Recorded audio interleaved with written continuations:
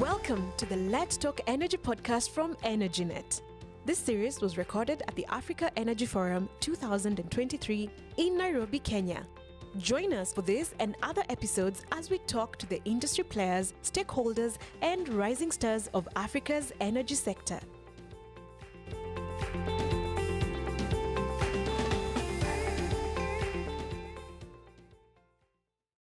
Yeah, hello. I'm Tony Chiyo, CEO of Renewables in Africa. What we do is simply raising awareness about renewables energy in Africa and across the world.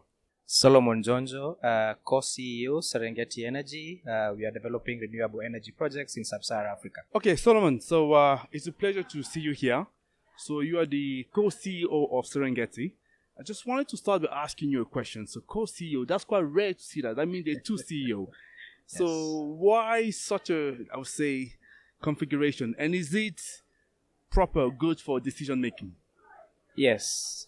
It's a good question. I mean, if you look at our company, we are a company that is looking at developing renewable energy infrastructure across sub-Saharan Africa. And if you look at the development process, we are involved in the entire value chain. That is from development, construction, operations. And so the market is quite big. There's a lot of work to be done. So how the business has been structured is to have one CEO who's in charge of development and construction. Then once the project reaches commercial operation date, the project goes over to operation side. So there's sort of a handshake from development side, or what we call the growth side, and then the business goes to operations. It's as you said, it's not common, but it's one way of making sure at least we are able to share responsibilities across the business, and the fact that our business, you can be able to segment the different section of the business. It is working well. There are no issues, and we look forward to delivering on our mandate as far as renewable energy is concerned in Africa. Excellent. Well, if it works well for you, so that's absolutely perfect for me as well. Yes. So can you tell us more about the key project you're working on at the moment? Yes. So as I said, we are looking at developing in renewable energy infrastructure. We want to become a long-term independent power producers. So the idea is to develop these assets. We'll sign long-term contracts with utilities or off-takers, and then we run during the contract durations. So at the moment, we have 8 operating power plants in 4 different countries. And hopefully by the end of this month, we should add the 9th power plant and having operations in 5 countries. Currently, we have 3 operating hydros in Uganda. We have 3 operating hydropower plants in South Africa. We have 1 solar power plant in Sierra Leone. We have 1 hydro in Rwanda, and the project we're about to commission is a solar power project in Malawi. The mandate we have is to develop a critical mass of these projects. The target we are looking at is having at least 300 megawatts by 2029. We also have other markets we are looking at. We have projects in different phases. We are active in Benin. We are in Cote d'Ivoire. We are in Guinea-Conakry. We are looking at something in Mozambique. We are looking at something in Zambia, where we have a very advanced project, which we are hoping to start construction by the end of this year.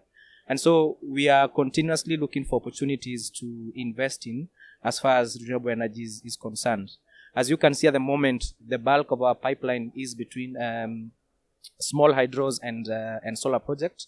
So the mandate from our investors is to look at anything up to 50 megawatts. Okay, yes. That's fine. Yeah. And I noticed you actually operate in 5 countries, 5 territories at the moment. Yes. But you definitely mentioned some more countries there. So what is the target there? So are you planning to tap into the whole of sub-Saharan Africa? Yes. So when the company was set up in 2013, our shareholders, over and above looking at a return requirement, they are also impact investors. And so if you look at some of these small to medium-sized renewable energy projects, you find them in undeveloped parts of Africa. And so the idea is to have several of them in different locations. So whereas we spur sort of sustainable economic development in those areas, we are also able to provide clean renewable energy. The mandate we have is to look at all countries in sub-Saharan Africa. And so as we proceed, as we go by, for example, during this AEF week, we are discussing with potential investors, potential developers, to see how we can leverage, how we as a company, we can come in and help in developing this agenda where we transition to renewable energy. So to answer your question, yes, the mandate is to look at all countries in sub-Saharan Africa. Okay, that's fine. And what are the key challenges that you see in those markets that are not mature enough? The key challenge is of course, I mean, everything has two sides. There is a supply side and there is a demand side. At the moment, there is a lot of pressure from governments, from consumers to sort of lower the tariffs as far as costs are concerned, which we understand. But at the same time, on the supply side, we're talking about rise in interest rates, rise in the cost of equipment. So there are constraints from both perspectives.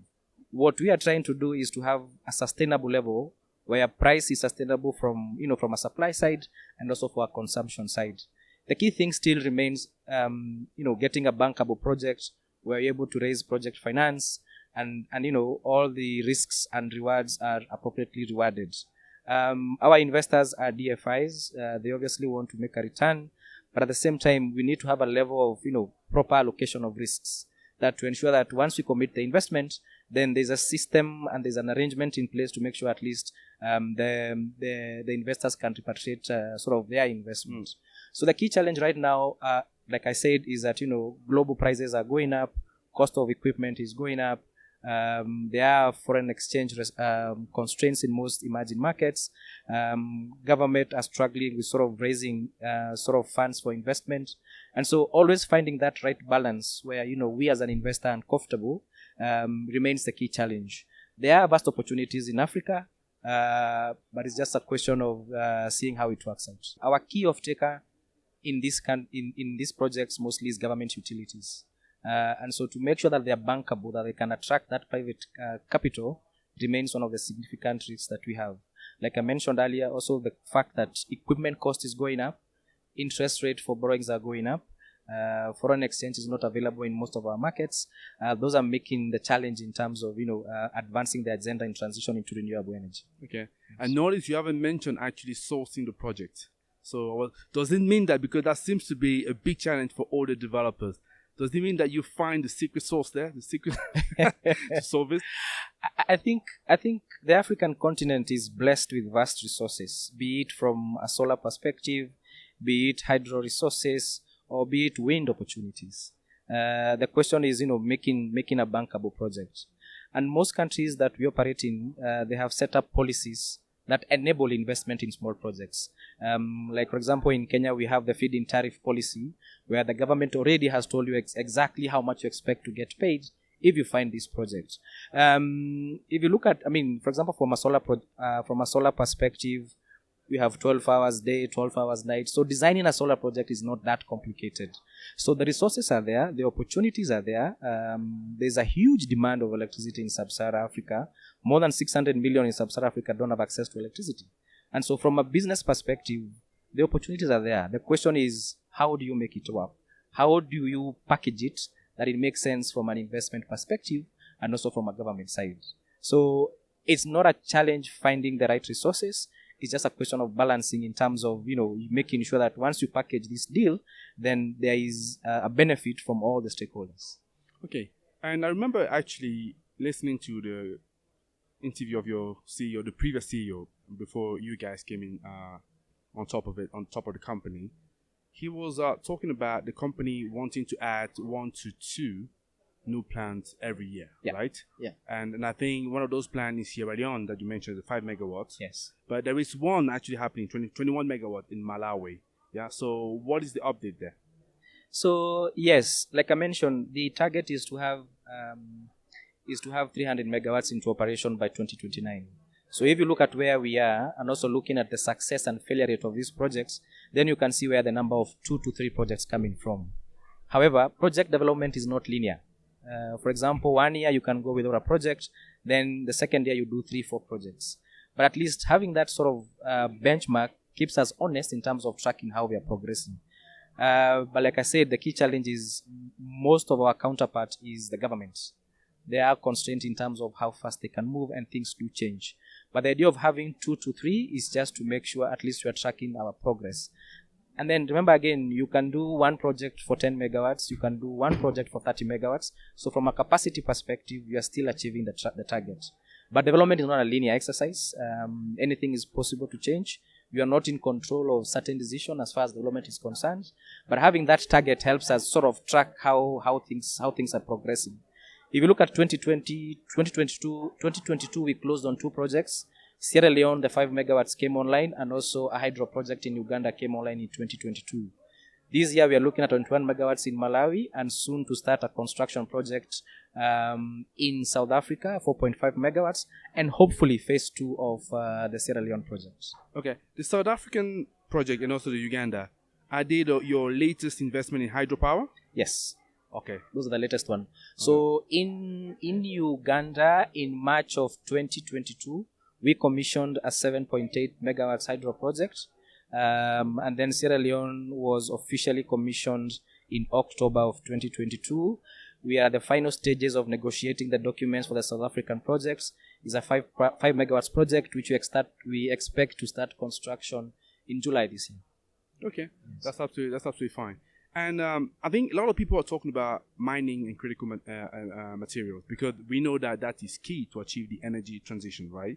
So where do you stand as a company in this area? Are you doing something for it? Are you not interested? Where are you for that?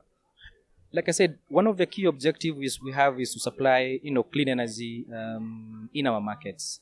We have seen a lot of interest from mining companies looking to engage developers in terms of them developing sort of renewable energy infrastructure for their mining activities.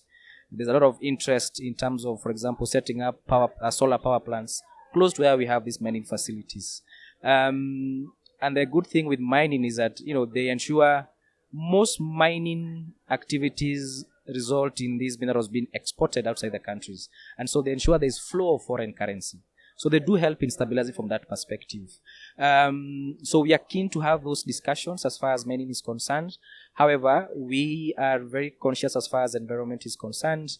We want to make sure that any investment we do or any counterparty we do, they're sort of, related or aligned in terms of, conserving the environment.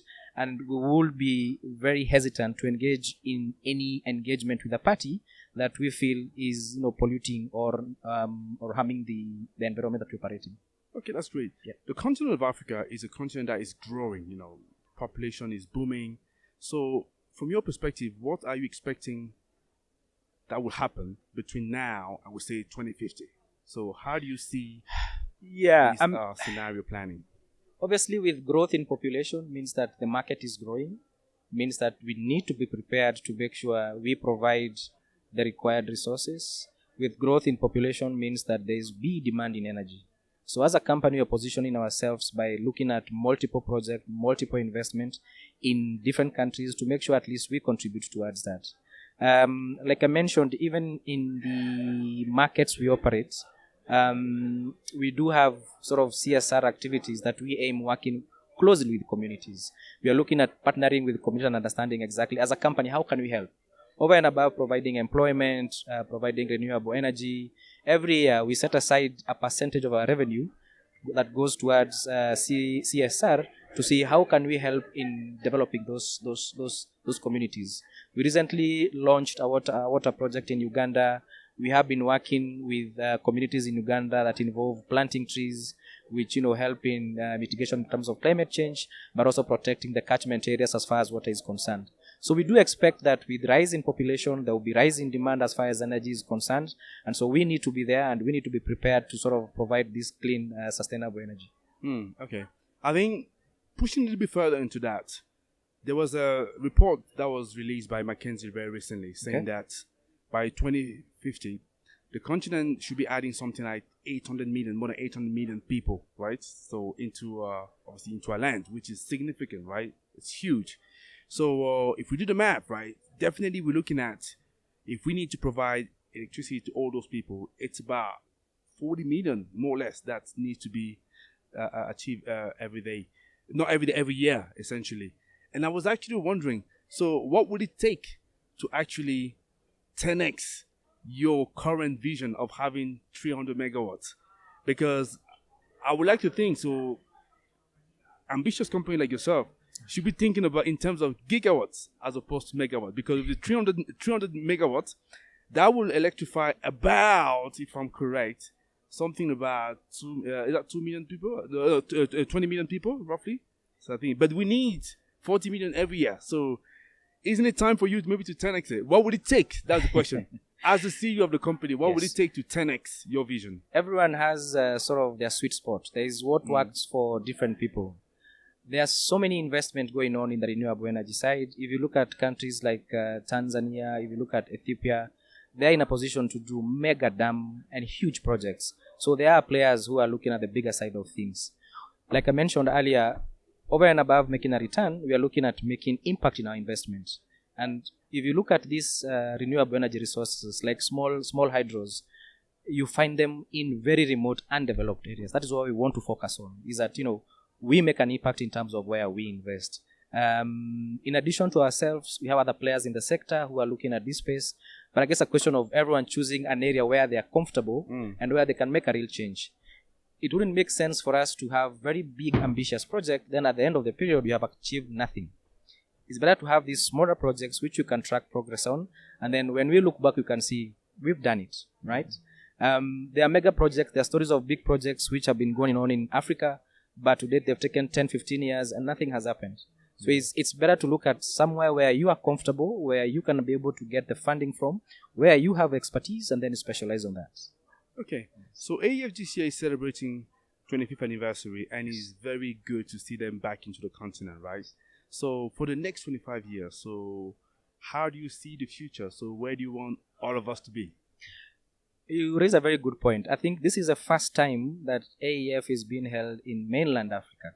The first time it was Mauritius, but since its inception in 1999, this is the first time it's been held in mainland continent. And I think it's about time. This is where the opportunities are. If you look at the gathering today, we have people from all over the world. You have financiers, you have government bodies, you have developers, and it is very nice when they meet where the action is actually happening.